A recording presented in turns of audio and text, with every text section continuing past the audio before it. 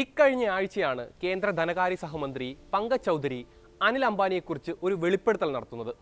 Insolvency and bankruptcy ചട്ടപ്രകാരം SBI Anil അംബാനിക്കെതിരെ പാപ്പരത്ത നടപടികൾ ആരംഭിച്ചിട്ടുണ്ട് എന്നായിരുന്നു മന്ത്രി പാർലമെന്റിനെ അറിയിച്ചത്. ഇപ്പോഴിതാ അനിൽ അംബാനിയുടെ റിലയൻസ് കമ്പനികളിലും ഓഫീസുകളും കയറി ഇറങ്ങുകയാണ് കഴിഞ്ഞ കുറച്ച് നാളുകളായി എൻഫോഴ്സ്മെന്റ് ഡയറക്ടറേറ്റ്.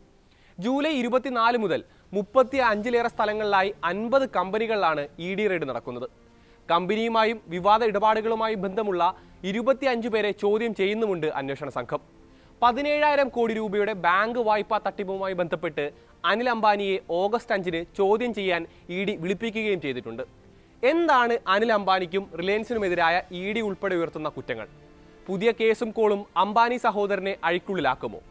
കേന്ദ്ര ഏജൻസി വിടാതെ പിന്തുടരാൻ മാത്രം എന്തെങ്കിലും രാഷ്ട്രീയ പ്രേരണകളുണ്ടോ കേസിനു പിന്നിൽ? വിശദമായി പരിശോധിക്കാം. സ്വാഗതം ഇൻഡെപ്തിലേക്ക്.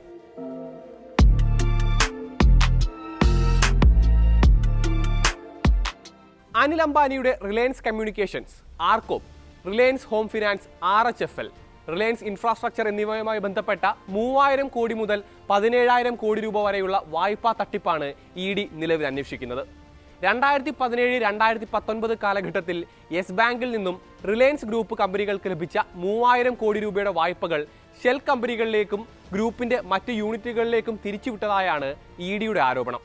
വായ്പാ അനുമതിയുമായി ബന്ധപ്പെട്ട നടപടിക്രമങ്ങളിൽ ഗുരുതരമായ ക്രമക്കേടുകൾ, ബാക്ക്ഡേറ്റഡ് ക്രെഡിറ്റ് അപ്രൂവൽ മെമ്മോറാണ്ടങ്ങൾ, ബാങ്കിന്റെ ക്രെഡിറ്റ് നയലംഘനങ്ങൾ എന്നിവയും ED കണ്ടെത്തിയിട്ടുണ്ട്.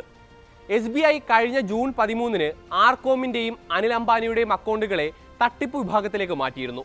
കൂടുതൽ അന്വേഷണത്തിനിടെയാണ് സി കമ്പനി എന്ന പേരിലൊരു നിഗൂഢ സ്ഥാപനം EDയുടെ ശ്രദ്ധയിൽപ്പെടുന്നത്. ഈ കമ്പനി വഴി ഗ്രൂപ്പിന്റെ മറ്റ് സ്ഥാപനങ്ങളുടെ അക്കൗണ്ടുകളിലേക്ക് റിലയൻസ് ഇൻഫ്രാസ്ട്രക്ചറിൽ നിന്ന് 10,000 കോടി രൂപയോളം തിരിച്ചുവിട്ടതായി കണ്ടെത്തുകയായിരുന്നു അന്വേഷണ സംഘം. Securities and exchange board of India അഥവാ സെബിയുടെ നേതൃത്വത്തിലായിരുന്നു ഈ അന്വേഷണം നടന്നത്. ഓഡിറ്റ് പോലെയുള്ള നടപടികൾ ഒഴിവാക്കാനാണ് ഈ സി കമ്പനിയെ റിലേറ്റഡ് പാർട്ടിയായി വെളിപ്പെടുത്താതിരുന്നത് എന്നാണ് ആരോപണം. യെസ് ബാങ്കിന്റെ മുൻ പ്രൊമോട്ടർ റാണ കപൂറിന്റെ കമ്പനികളിലേക്ക് വായ്പയ്ക്ക് അനുമതി ലഭിക്കും മുൻപ് 225 കോടി രൂപ ട്രാൻസ്ഫർ ചെയ്തതായും ED കണ്ടെത്തിയിട്ടുണ്ട്. ഇത് ലോൺ അനുവദിച്ചതിനുള്ള കോഴയാണെന്നാണ് ED പറയുന്നത്. ED നടപടികൾക്കു പിന്നിൽ രാഷ്ട്രീയ താല്പര്യങ്ങളാണെന്ന ആരോപണങ്ങളും ഒരു വശത്ത് ഉയരുന്നുണ്ട്. കേസ് രാഷ്ട്രീയ വേട്ടയാണെന്നാണ് കോൺഗ്രസ് ആരോപിച്ചത്.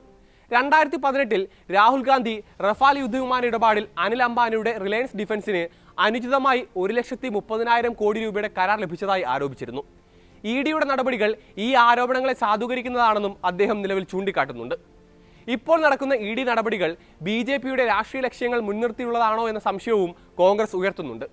അന്ന് മോദിയും അനിൽ അംബാനിയും ചേർന്നാണ് ഇന്ത്യൻ പ്രതിരോധ സേനയ്ക്ക് നേരെ 1,30,000 കോടി രൂപയുടെ സർജിക്കൽ സ്ട്രൈക്ക് നടത്തിയത്.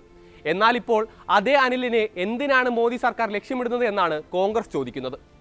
അനിൽ അംബാനിയുടെ കമ്പനികൾക്ക് ലഭിച്ച വായ്പകൾ കോർപ്പറേറ്റ് കൊള്ളയാണെന്നും പൊതുമേഖലാ ബാങ്കുകളുടെ പണം ദുരുപയോഗം ചെയ്തതിന് സർക്കാർ ഉത്തരവാദിത്തം ഏറ്റെടുക്കണമെന്ന ആവശ്യവും ഇപ്പോൾ ഉയരുന്നുണ്ട്.